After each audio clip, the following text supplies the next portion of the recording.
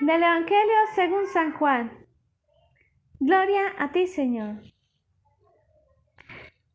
Después, Jesús se apareció de nuevo a los discípulos junto al lago de Tiberíades.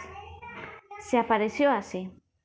Estaban juntos Simón Pedro, Tomás, llamado el mellizo, Natanael de Caná de Galilea, los Zebedeos y otros 2 discípulos. Les dice Simón Pedro: voy a pescar. Le responden: nosotros también vamos. Salieron y subieron a la barca, pero aquella noche no pescaron nada. Al amanecer Jesús estaba en la playa, pero los discípulos no lo reconocieron.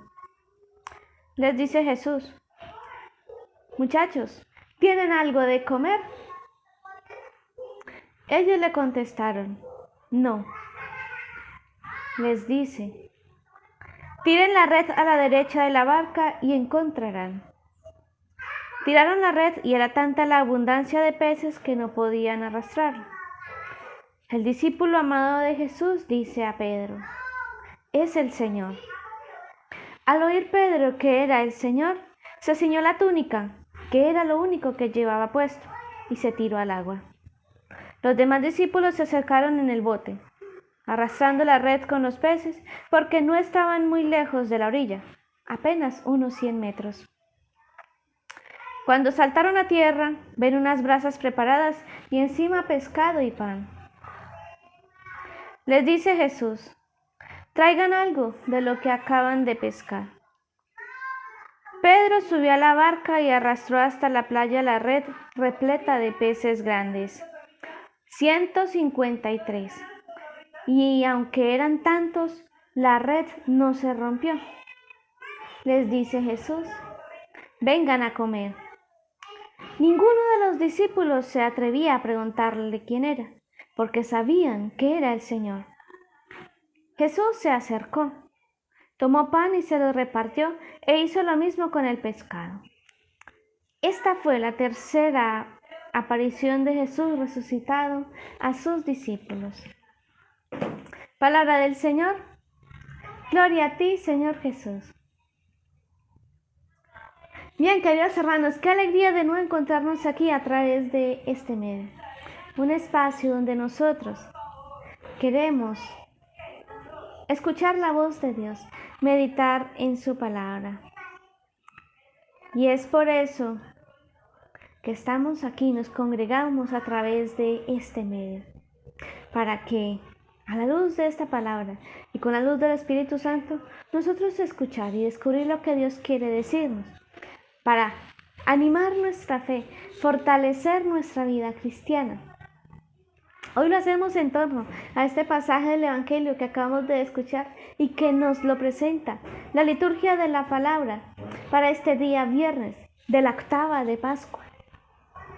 Adentrándonos entonces en esta reflexión, queridos hermanos, empecemos por un primer detalle. Jesús ha muerto. Es lo que piensan los discípulos. Por lo tanto, para ellos todo ese proyecto fue un fracaso. Ante lo cual, toman la decisión de volver a sus vidas, a sus antiguas vidas, a sus lugares de origen, a sus antiguos trabajos. Retoman la vida que tenían antes de encontrarse con Jesús. Podemos decir quizás que de alguna manera retrocedieron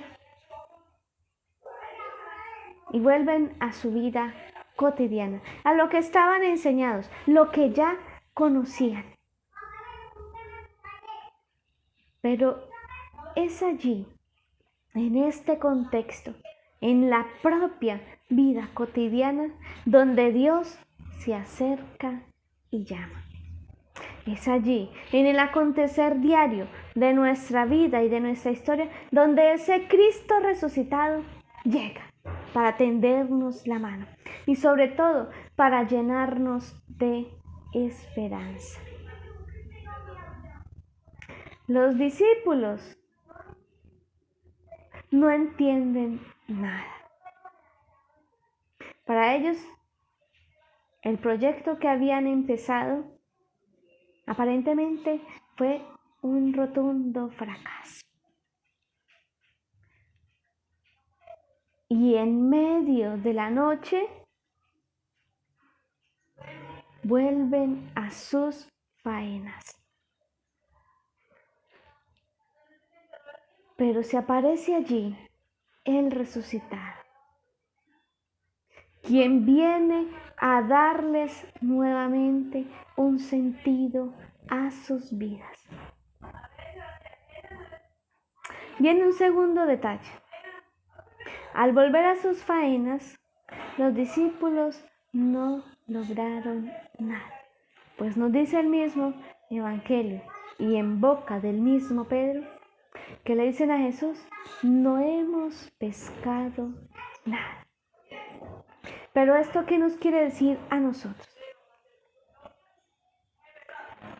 Cuando nosotros nos apoyamos en nuestras propias fuerzas y en nuestras propias capacidades, los proyectos ciertamente fracasan. Lo que nos hace aquí la invitación y un llamado es que en nuestra vida, en nuestra historia y en nuestra misión que desempeñemos desde nuestra condición y estado, hemos de tener a Jesús presente. Cuando lo sacamos de nuestra vida y de nuestra historia, no logramos nada. Es con la fuerza y la gracia de Dios que nuestra vida y nuestros proyectos florecen. Por eso, a la orden y a la palabra de Jesús, nuevamente se arriesgan y emprenden la faena. Jesús les dice: tiren de nuevo la red a la derecha y encontrará. Cuando Jesús está presente, nuestra vida se ilumina y ciertamente encontramos el camino y lo que debemos hacer, la decisión que debemos tomar. Viene un gran detalle. Nuevamente se congrega la comunidad en torno a la comida. Y es que ciertamente para la humanidad este acto que se hace ciertamente o debería ser en comunidad, en familia, tiene un gran sentido, pues es en medio de la comunidad, en ese pan partido y compartido para dar vida al mundo, donde el resucitado se hace presente. Y esa es también la invitación para nuestra vida.